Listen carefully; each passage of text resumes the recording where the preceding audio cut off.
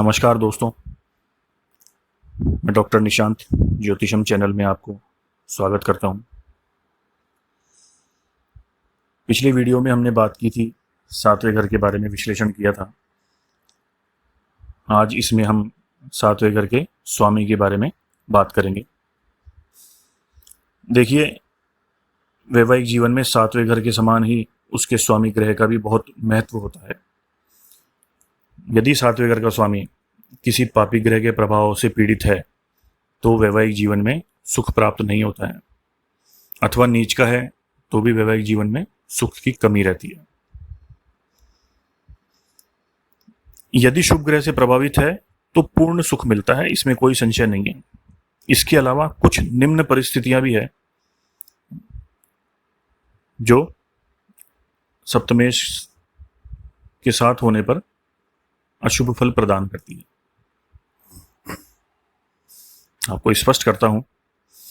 देखिए, यदि सातवें घर का स्वामी वक्री है तो दाम्पत्य जीवन में सदैव परेशानी बनी रहेगी, क्योंकि वक्री ग्रह लगभग नीच के ग्रह के समान ही फल देता है।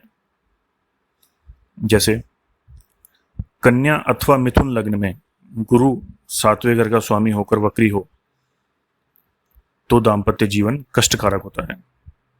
इसी तरह धनु अथवा मीन लग्न में बुध सातवें घर का स्वामी होकर वक्री हो तो वैवाहिक जीवन कष्टकारक हो जाता है, क्योंकि द्विस्वभाव लग्न में सप्तमेश बाधक बन जाता है और इसके साथ थोड़ा सा भी पाप ग्रह का प्रभाव आ जाए तो उसकी अशुभता और बढ़ जाती है। यदि सातवें घर का स्वामी पहले या सातवें घर से पहले अर्थात लग्न से या सातवें घर से दूसरे या छठे, आठवें या 12वें घर में बैठ जाए तो वैवाहिक सुख में कमी होती है। किसी भी घर का स्वामी ग्रह इन भावों में बैठ जाता है ना, तो ये स्थिति अशुभ ही मानी जाती है, उस भाव से, उस घर से संबंधित।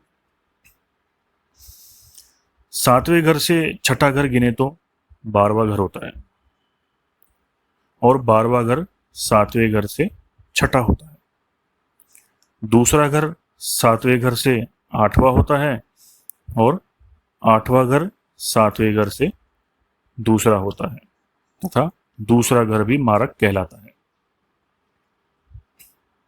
इसलिए छठा, 8वां और दूसरे 12वें घर का जरूर विचार करना चाहिए कि सप्तमेश कहाँ विराजमान है।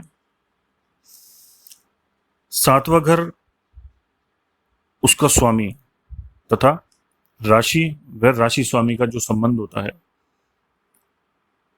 उसका क्या फल मिलता है वह आपको स्पष्ट करता हूं।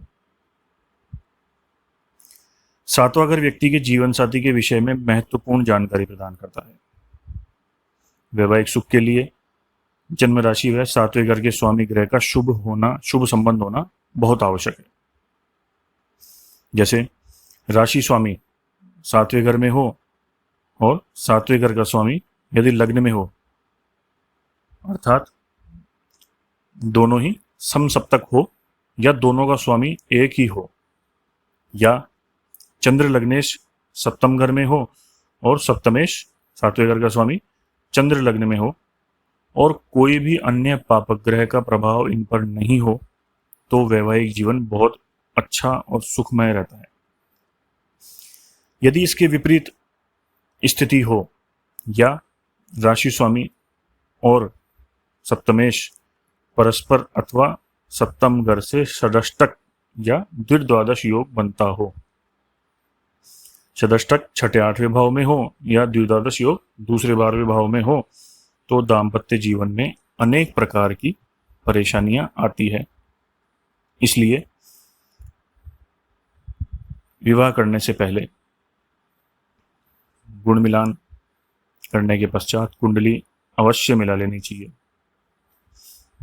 ठीक है। लग्न लग्नेश व सप्तम सप्तमेश का संबंध कैसा होना चाहिए यह स्पष्ट करता हूं।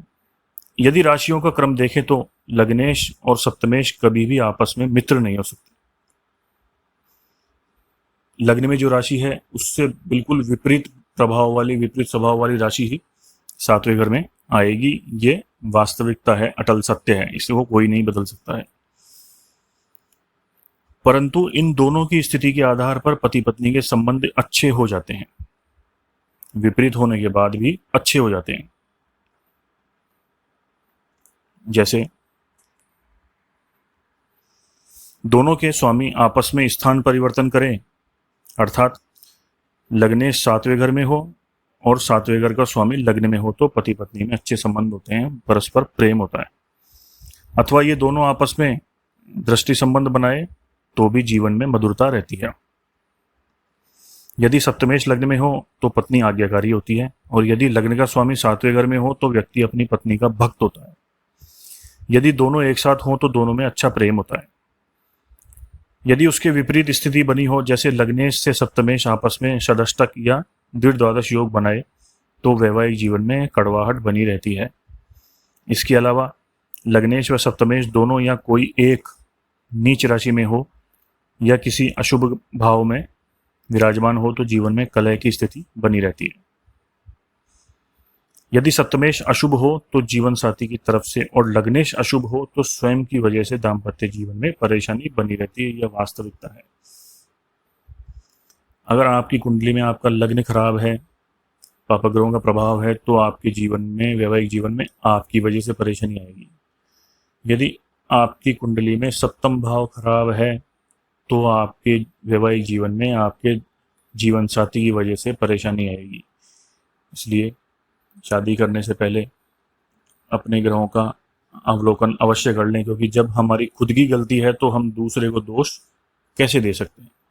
पहले हम खुद में सुधार करें, उसके बाद ही दूसरे को दोष दें तो ज़्यादा अच्छा रहेगा। इसलिए स्वयं की कुंडली का विश्लेषण करवा के, उनका उपाय करके तत्पश्चात सामने वाली कुंडली को देखना चाहिए कि उसमें क्या कमियां हैं, उनका किस प्रकार निवारण हो सकता है। चैनल को सब्सक्राइब कीजिए, वीडियो को लाइक कीजिए, शेयर कीजिए अपने सगे संबंधियों, दोस्तों तक, रिश्तेदारों तक, ताकि उनको भी रहस्यमयी जानकारियों का, सूक्ष्म जानकारियों का ज्ञान हो सके और वे आगे किसी प्रकार की दुर्घटना से बच सकें। धन्यवाद।